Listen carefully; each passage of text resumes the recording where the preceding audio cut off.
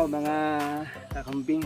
Ngayong araw po ay magtatanim po tayo nitong violet na Napier grass. Ano ba yung importance nito? Kasi po we are now on expansion of our forages para po sa ating pagkakambing. So, ano po natin sa inyo? Ituro po natin, sabihin po natin sa inyo ano ba yung importance nito. Napakalaki po mga kakambing. Sige po.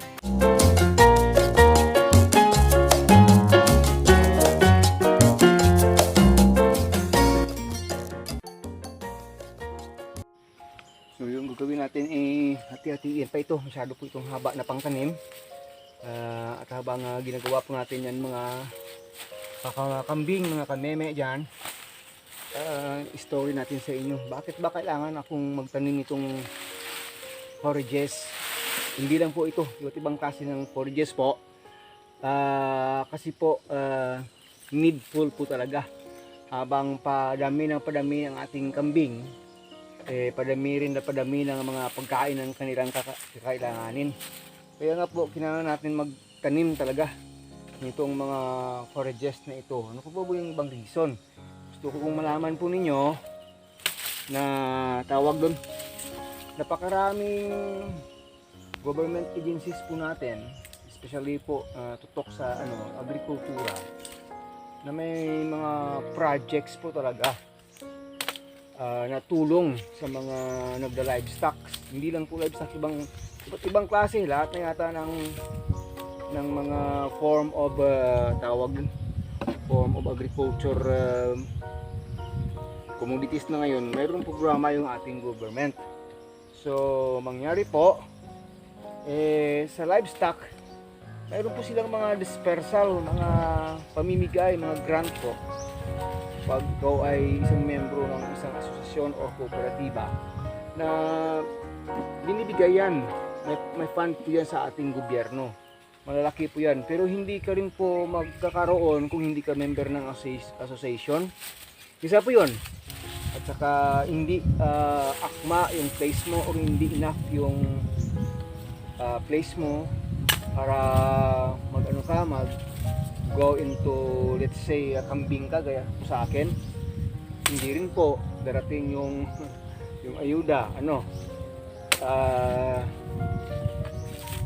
kailangan po makapasa ka kasi po may mga validation na gagawin para po doon.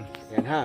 Isa na po yun doon ay yung forages po. Pag walang iba't ibang klase ng forages doon sa farm mo, hindi ka rin ma-approve kahit na validate ka, kahit na enough yung space mo, area mo, kahit yung ibang part ng requirements nila andyan. Pag hindi ka po magtanim, wala po tayong tanim na pang forages para pang kambing o pang ibang livestock na rin, hindi po darating yung tulong ng gobyerno. Yung tinutulungan nila, yun mga taong talagang alam nila pag binigay yung tulong nila ay lalago, kadami, hindi mawawala. Kasi po napakarami na po yun ng government projects na andyan na binigay na nawawala lang. Mga cow dispersal, carabao dispersal, pig dispersal, iba po. Pero hindi po nasusustain yun kasi nga kulang, hindi na atin kasi kulang talaga yung mga dapat na need ng isang pagsasaka tungkol doon, hindi po naibigay ng tama. Kaya kailangan talaga natin magtanim ito. At otherwise po, darating man ang tulong ng government or hindi po, natulungan ko na yung sarili ko, natulungan ko na yung project ko. Kahit na hindi yung darating, talagang mapapakain ako sa aking mga kambing. Yun po yung napakalaking declaration. Kaya encourage po tayo na magtanim nito at magpadami po ng ating forages para po sa pagtatagumpay, pagpapalago ng ating pagkakambing. Yun po mga kagots. So ito to ay isang uri ng Napier. Hindi ko man talaga alam kung ano talaga yung pinaka-name nito. Ito po ay violet po. May option po tayo, pwede naman green. Marami namang Napier na green Pero sabi sa akin kanina is ito, mas malambot siya. Mas malambot siya compare po dun sa green na Napier. Kaya sabi ko, itry ko ito kasi po may nagtanim naman tayong green na Napier dun sa ating bukuran na talagang pang forages. Mayroon na rin tayong itanim dyan na mulberry. Mayroon namin tayong itanim dyan na trichantera. Ito na naman muna, Napier na violet. Para po iba't ibang klase na forages ang pili nating maitanim doon. So yun po mga kaberks, mga kakamimi, kakambing. Hindi po darating yung tulong sa iyo pag hindi ka rin nag-oobliga ng mga tawag doon, ng mga criteria o baga hinahanap nila sa mga gusto nilang tulungan. So therefore, sabi ko napakagandang programa ng government 'yon. Sabi ko nga hindi naman yan natin sure na darating talaga. Kahit na siguro ma-validate yung area natin, hindi naman tayo makapagsabi na 100% talaga darating agad. Pero at least nag-try tayo. Darating mo yun o hindi, tutubo itong Napier ko, may makakain talaga ang kambing ko pagdating ng mga oras na kulang na po yung ating pakain dahil summertime na or masyadong marami yung ating kambing. Kung dadami, sana naman po yun po yung inuunahan natin. Habang palago po yun, dapat sinusunod natin yung pinaka-prime na need nila, yung kanilang pakain. Sige po mga kaberks, yun po yung mga pwede nating masabi sa inyo, mga importance po. Kasi po itong violet na rin ito na Napier, na pag-research na rin natin na mas mataas yung kanyang, yung kanyang may tutulong na panlaban sa sakit ng kambing kasi po sa kanyang properties na violet. Kasi po yung mga tanim, pagkain na color violet or black or something red po, mataas yung kanilang antioxidant. Kaya sa ganitong klase po, mas mataas yung proteksyon ng ating kambing sa mga sakit. Yun po yung pinaka-common sa mga naririnig po natin, lalo na po sa mga organic practitioners. Yun po yung mga basis po natin, mga kakambing, mga kagoats. So ano lang po ninyo, sabayan na lang po ninyo tayo habang itatanim natin ito mamaya. Kahit na maybe pwede natin i-time lapse, at least nasabi na natin sa inyo kung anong kalagahan ito, bakit ba kailangan magtanim. Marami naman tayo ditong forages na sa labas na ng ating kulungan ng kambing. Pero yun po kasi yung isa sa pinaka hinahanap-hanap na criteria ng ating government, na kung gusto tayong matulungan, yun, sundin natin. Yun lang yun. Kung hindi yung darating, sabi ko na nga kanina, paulit-ulit lang tayo, natulungan mo na sarili mo. May nagawa ka na. Hindi yung wala kang ginawa, nakatunganga ka lang, maghihintay ka lang ng grant galing sa gobyerno.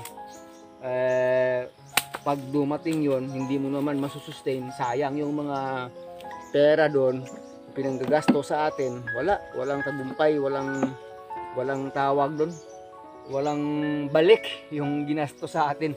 So mga kambing, maraming salamat. This is your friend. Nag-talk and talk lang tayo ngayon tungkol po sa importansya ng pagtanim ng forages para po sa ating pagkakambing. Maraming salamat.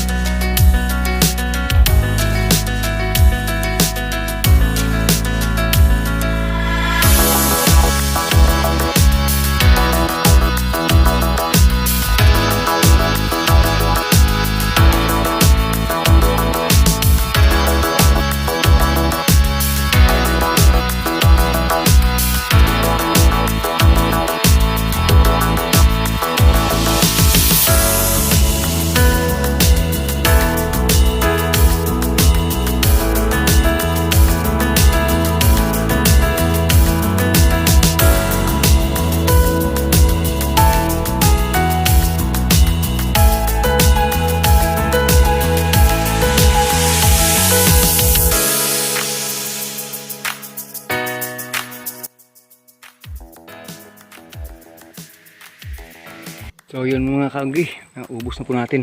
Ito po yung mga unang tinanim natin. Oh. Umpisa na magtubo 1 week ago po. Ito po kasi ay native na nature. Kaya po medyo may kaliitan po sila. Yan po. Pero ito natin, lumabas na yung bagong tubo niya. Kaya ito ay yung violet po kasi ito, malaking klase po ito.